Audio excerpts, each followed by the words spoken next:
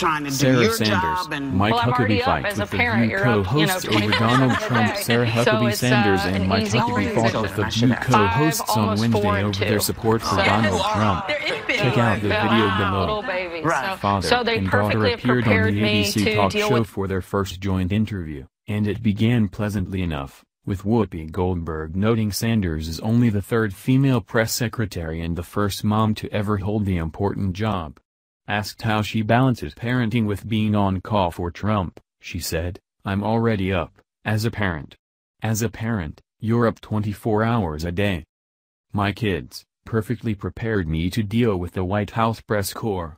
I get to answer the same question all day long and I've gotten pretty good at saying no." That led Joy Behar to ask about Sanders' penchant for saying "I'll get back to you" at press briefings. "A lot of times I get back to the individual reporter. It may not be on camera. I have reporters in and out of my office all day," she said, further noting that with devices, "I'm in contact with them 24 hours, 7 days a week, constantly responding to questions." Behar actually said she was shocked that Sanders was allowed to come on the show, and wondered what advice her father passed on as she took over for Sean Spicer. "It's the same advice he's given me in any job I've ever had, and that's to always be honest and always be myself. So far it's served me pretty well," she replied. But that's where the niceties ended. Behar next turned her attention to Huckabee and asked, "Give the horrifying things Trump has said about women, how can you let your daughter defend him?" The former governor pushed back, arguing that the president has also empowered many women, particularly in business. He further said that Trump is called racist, yet he's appeared on The View several times. Retorted Whoopi Goldberg, "Yes, and I've said it to him to his face." Huckabee countered that Trump is the guy who opened up Mar-a-Lago to Jewish people, to which Sunny Hostin fired back, "He didn't let black people there." The politician then said, "Is Donald Trump a perfect man? No, but I don't know who we can afford to put in there." And Sanders insisted that people were cherry-picking statements and spinning them into something they're not. She went back to the significance of her job, saying, "That is a big deal. It is a huge step forward. And instead of liberals celebrating it, they're attacking." Goldberg rejected that claim, and Jedidiah Bila, echoing Behar's point, wanted to know if Sanders has ever struggled working for Trump given how he's treated some women. "I've never felt anything but respected and empowered to do what I'm there to do," she replied, arguing, "I think he's an equal opportunity president. He hits men just as hard, and he puts strong, very outspoken women in positions around him." Behar was only getting more fired up, questioning how Huckabee, as a religious man, can support someone like Trump. The former presidential candidate said, "It's not that difficult. No one elected him to be their Sunday school teacher. He doesn't need to embrace everything that I embrace." Bila fired back by pointing out the hypocrisy in suggesting Trump's character doesn't matter when it did with Bill Clinton. After a commercial break, Sarah Haynes brought up Trump repeatedly branding the media as fake news. Sanders offered, "I think there's certainly responsibility on both sides. We have to be forthcoming and honest, while the press should present facts, not opinions." She insisted, "It's also very dangerous for the media not to live up to the responsibility they have."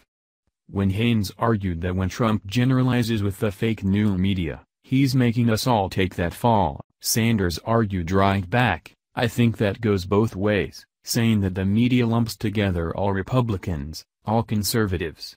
At this point, Behar was even angrier. "Are we not supposed to report that 95% of what he says is a lie?" she asked with exasperation. Sanders insisted, "You are doing exactly what we're saying in pushing a false narrative." Behar said her statistic actually came from PolitiFact, and even told the press secretary, "I feel sorry for you." But Sanders maintained, again, "I completely disagree with what you're saying, that only 5% is true. I know that is simply not accurate." She even suggested the media is inhibiting his ability to succeed. Goldberg said America needs to get somebody in office who recognizes what the truth is, which prompted her to ask, where was President Obama born and is he an American citizen? Sanders simply said in response, I think that has been pretty well addressed. Goldberg, however, pointed out that Trump only acknowledged the truth after years of spreading lies. The conversation then turned to Trump saying he will revisit DACA.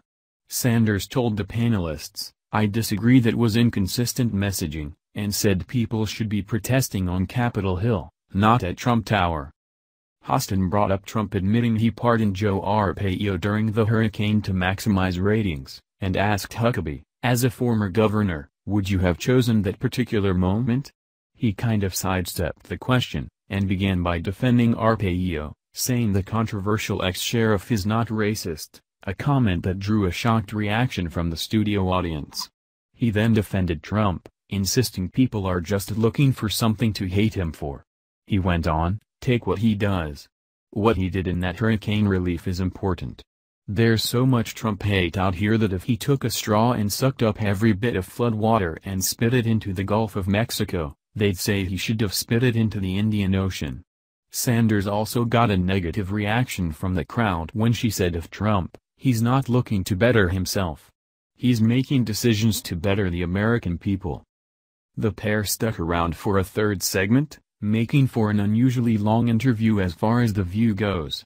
Huckabee discussed his new TV show, and Haynes ended things on a lighter note by asking Sanders what she thought when she saw the photo of Trump looking up at the eclipse without protective eyewear. She paused before lightheartedly saying, "Maybe he has superpowers we don't know about." Notably, before the broadcast ended, Goldberg announced it will be Hillary Clinton's turn in the hot seat next Wednesday. Watch all the videos with Sanders and Huckabee below.